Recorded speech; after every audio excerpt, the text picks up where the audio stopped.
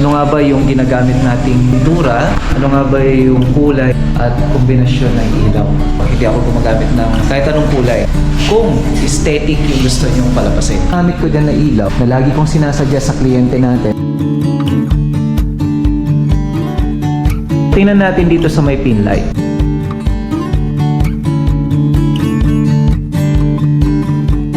Ngayon, pag tumatama yung ilaw, hindi siya basag, hindi siya kalat. Pintura na ginamit namin sa high ceiling namin o kaya dun sa may cove ceiling natin, wall natin, ito po ginagamit na ho namin dito ay gandahan ng kulay na ginagamit namin sa wall. Na kung saan, kung ano yung ilalagay mo na reflection ng ilaw mo mga kausay, kaya niyang sabayan. May gamit din ako pero sa ngayon nagpa-practice mo na. Kaya na kami.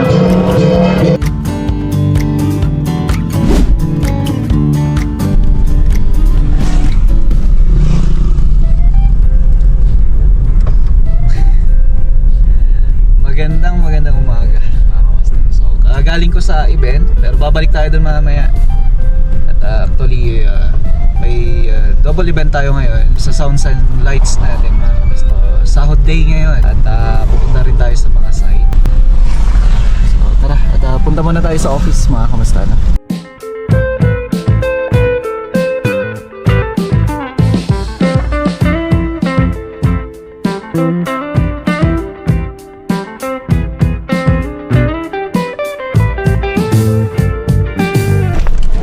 Dito na tayo sa office.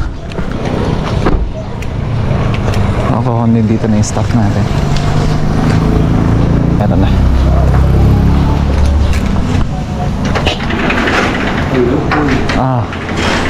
Ano service mo? Bike. Nag-bike ka? Si Nika? Pumunta kami na Kinuha niya yung laptop? Okay. Ayan si J. Lord. Si Engineer J. Lord. So wala siyang pasok ngayon. Kaya dito siya. So naka-ready naman na kami lahat dito. Sa engineer mag-quote pa siya. Tara, at sasaglit tayo sa site bago tayo babalik sa event. Then bibigyan ko kayo ng konting pasilip sa event natin.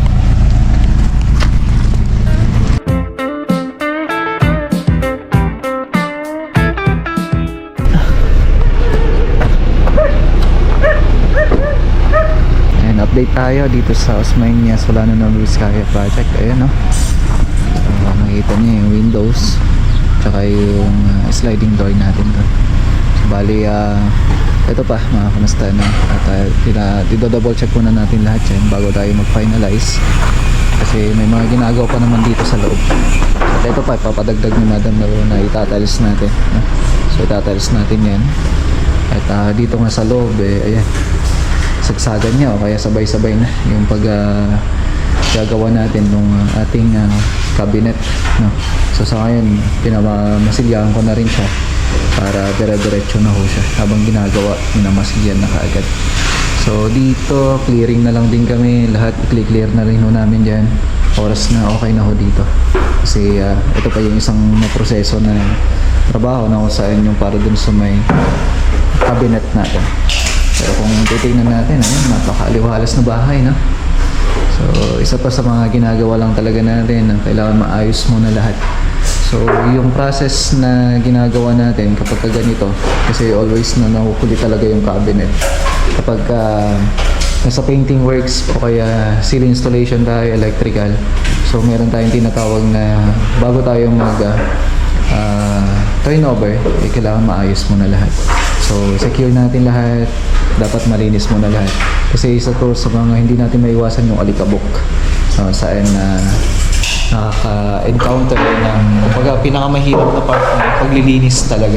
So, kailangan ayusin muna natin lahat tapos bago tayo maglinis. Kasi kahit na sabihin natin na lagi naman tayo naglilinis, yun nga lang, kailangan maayos muna lahat. No? So, yan. Yung cabinet yung ginagawa dito sa part na to. Then, dito, okay naman na yan. Ito yung isang room. Yan, napakaganda ng kulay, no? Then, isa pang room dito, tapos yung master's bedroom. So, ito, tapos na rin to. Yung tiles natin para sa floor. Tapos yung sa may shower natin. Bali, ito, naglagay tayo ng drop down, tapos dito sa part na to. Okay. So, para hindi papasok talaga yung tubig o kaya lalabas dito. So, yun ang kagandahan niya. Kasi ito naka-clay naman na pag ano. Kompleto na to, yung tiles natin dito. Bali, installation na rin tayo ng door. Tapos ito. Bali, i-varnish na rin natin. Kasi kung makikita nyo yun, naka-varnish na kami dito. So, halos kompleto na dito. So, may Osmania project natin. Ito na lang, tatapusin na yung cabinet dito. Pag na-prepare na lahat yan, and then ito naman yung susunod. Yung bar counter natin dito. Okay? Ayan. So, titingnan natin yung ilaw. Napakaaliwalas. So, ito yung lagi nilang tinatanong. Ano daw ba yung kombinasyon ng ilaw tapos yung pintura na ginagamit natin?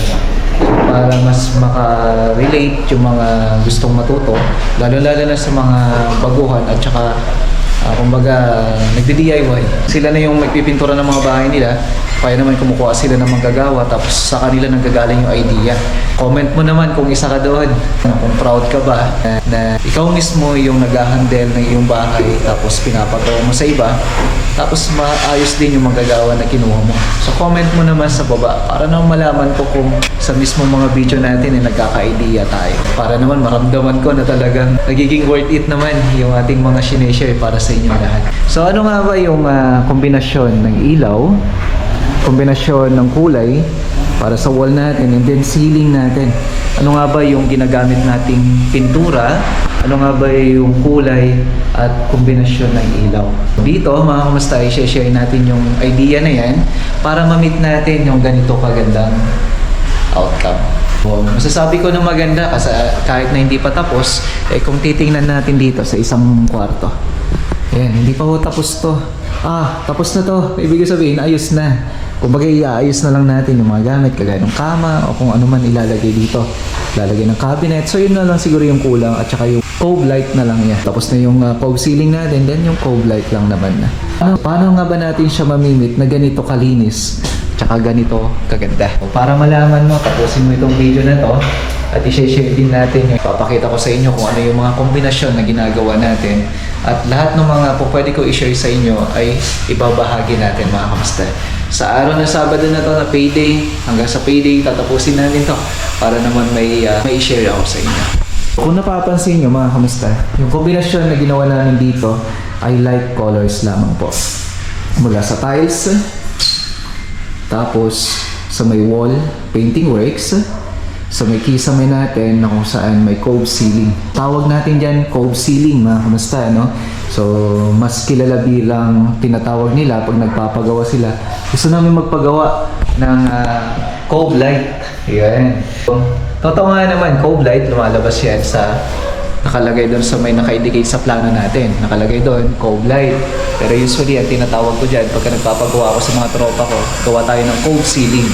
Kasi wala pa naman yung ilaw niya, kumbaga. So, pag nagpapabricate kami, okay, gumagawa kami ng ceiling, sinasabi ko, cove ceiling. Yung kombinasyon na to, mga kamusta, napakasimple lang.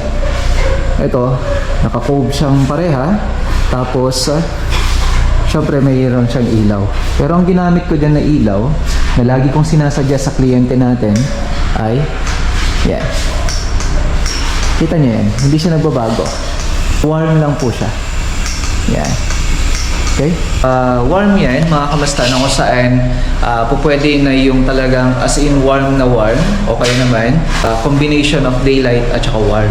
So para hindi siya gaano madilaw. Kasi kung warm na warm yan, talagang as in madilaw. And then, pagdating naman sa ating ilaw na kung saan sa may pin light, mga kamusta. So tingnan natin. So tingnan natin dito sa may pin light. So ito yung warm. Ito yung combination of warm and daylight. Tapos ito yung daylight. So ulitin natin ha. Ito yung daylight, ito yung warm, tapos ito yung combination of warm and daylight. So tinatawag namin dyan as tricolor. So pag tinatawag natin na tricolor kasi siya, ito po yung lumilitaw lamang po yung kulay na warm, daylight, tapos combination of warm and daylight. So yun lamang po yung usually na ginagamit ko. Hindi ako gumagamit ng kahit anong kulay. Kung aesthetic yung gusto nyong palapasin, no? So ibig sabihin, magbe-base din pa rin tayo sa may pintura na ginagamit natin. So pasok tayo sa pintura na ginamit natin dito. Yung pintura na ginamit namin sa high ceiling namin o kaya dun sa may cove ceiling natin, pure white lang po siya. So tingnan natin dito sa part na to. para mas makita niyo. As in pure white lang po yan. So wala siyang ibang halo, wala siyang ibang nilagay na acricolor, na kung saan yung acricolor kasi base color yon, na kung saan pinangahalo natin sa mga pintura like yung lamp black, Rosena, Talo blue, Venetian red, so marami pang iba. So yun yung mga tinatawag nila, minsan pagka oil kasi to ay nagiging tinting color, no? So pag water based naman, acricolor po siya. So ang ginagamit natin dito ay white lamang po sa may kisame, wala pong ibang kulay po yan, kundi white na white lang po siya. Kumbaga talagang kung nabili mo yung white, yun na po siya. Ngayon, ano nga ba yung klase ng white na yan? Ginagamit lang po natin dyan ay flat latex na base, mga kamusta, water base, mga kamusta. Okay, flat latex na water base, no? Kung saan latex color lang po na white. So mas kilala bilang primer. So wala tayong ibang ginamit dyan kundi yung lamang po. So ang kagandahan nun, flat kasi siya. Ngayon pag tumatama yung ilaw, hindi siya basag, hindi siya kalat. Yun po yung isang dahilan kung bakit gumagamit tayo ng flat, mga kamusta, no? And then pagdating naman dito sa may wall natin, ito po ginagamit na ho namin dito ay gloss na uri ng pintura o kaya naman semi-gloss. Basta po ang gagamitin mo dyan ay parteng madulas o kaya naman makintab.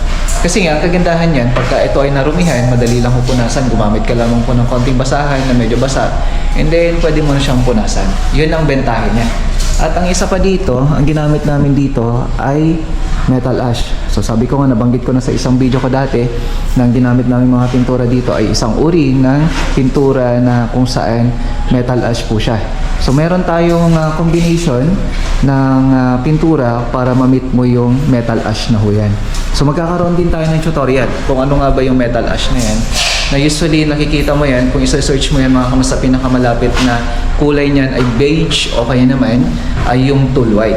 Pero yun nga lang, meron pa tayong hinahalo doon para mas maging lighten siya at the same time hindi siya masyadong kulay dilaw. Kasi kung masyadong kulay dilaw, masakit din sa mata. Ngayon, ang tinagawa natin dyan para hindi nawawala yung pagka-metal ash niya na kumbaga nililitaw natin yung ganda, gumagamit tayo ng warm na pin lights. Warm na pin lights o kaya naman yung daylight o kaya naman tricolor. So yun yung mga ginagamit natin para mas mapalitaw natin yung kulay.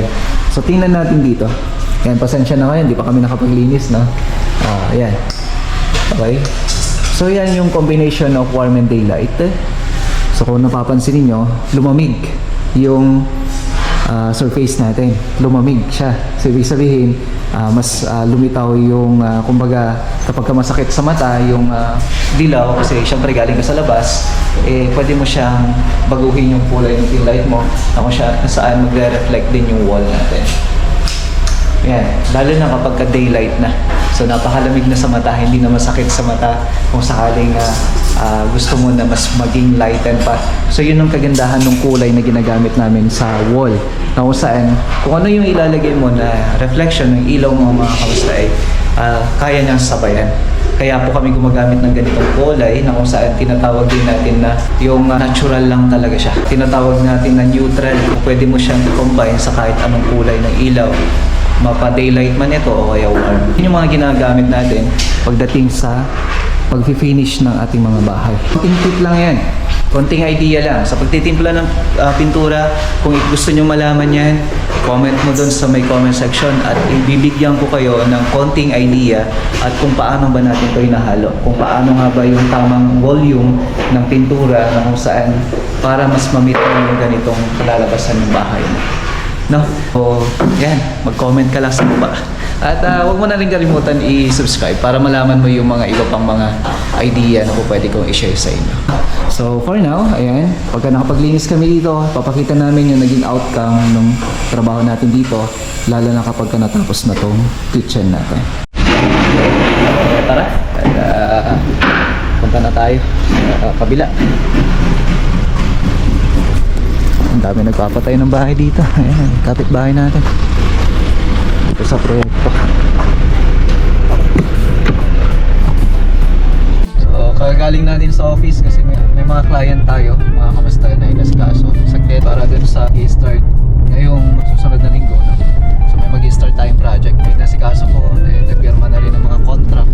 And papunta tayo sa event, mga kamusta. So bibigyan ko ng konting pasilip doon.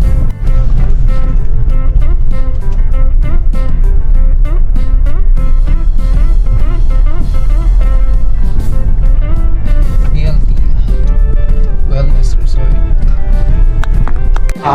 Sana all. Ayan si host guys. Hello, sir. So si host Christy, ayun yung pinaka-sexy na host namin. Pinakamayaman. Oh, grabe siya. Pinakamayamang Sounds and Light ng Nueva Vizcaya. The one and only, the Alan Pro Sounds and Lights. Hello po, sir. Hindi, huwag kayo maniwala. Nice to see you. Okay, yan po. Ngayon lang po kami nagkita ulit. Medyo busy, medyo toxic. Hindi, siya ay busy. Busy lang sa work. Sige sir, pasok lang ako. Ayan. Okay, start na ba? Yeah. Oh, sorry, Dex. Ayan, no, may free fresh ball pa tayo. Kain tayo. Kain tayo. Habang inaantay. Mag-start. And finally, nandito na si Papa. Papa Richard. Ang Papa Richard ng Nueva Vizcaya. Papa Richard, ang pinaka-pogi. Magkakasama kami kagabi. Pinaka-pogi. Ngayon, ito yung talagang ginagawa. Hindi nyo ba alam, mayroon din ako isang page na about sa photography. So, may gamit din ako pero sa ngayon, nagpa-practice mo na. The best captured moments and highlights po ng ating Kainan na. wedding celebration. Si David, oh. To our sounds and lights and nag-iis ng the Alan Pro Audio Sounds, maraming salamat po. Siyempre, sa ating nagagandahang music for today. Kain na kami.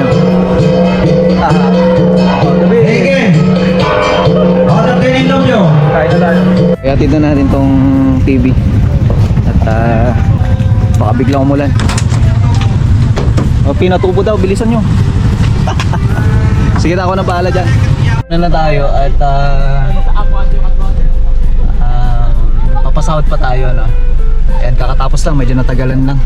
Wala pa si Levi. Pero tara na. Baka biglang umulan.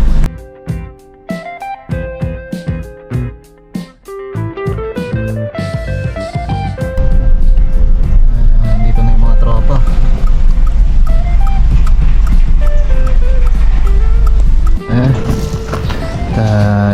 Daan-daan na bro. So dito na yung mga tropa. Okay, so let us pray. Yes, dear Father God, once again, papasalamat po kami sa araw na to. Sa nakaraang linggo na naman po na lumipas, Lord God. Lord God, salamat po sa pag-iingat mo sa amin. At salamat po sa mga biyaya ninyong pinagkaloob sa amin. Lord God, pakaingatan mo po ang bawat isa na nandito ngayon, sa kanilang mga pamilya, sa kanilang pag-uwi, Lord God. Sana po makauwi sila ng safe and sound. At salamat sa lahat-lahat na yung ginagawa sa buhay po namin. At pakaingatan mo po ang bawat isa sa mga araw-araw. Hindi mo po kung ano yung mga pangangailangan namin sa mga araw-araw. Ito po yung aming samudalangin. Jesus in the pray. And payday na. At nakapila na yung mga tropa dito. So ayan. At maraming salamat muli sa pagsama niyo sa akin sa maghapon, mga kamusta na. At sa nakaraang linggo na naman. Ni Frank Mante out. Sige na. Okay, so kita-kita tayo sa susunod na linggo. Kaya bukas, mga kamusta kung sakali. At kita-kita tayo. At yan, ingat po kayong lahat. Maraming salamat. And hopefully nakapag-share tayo ng konting tips at tutorial ngayong araw na to. God bless po. Bye.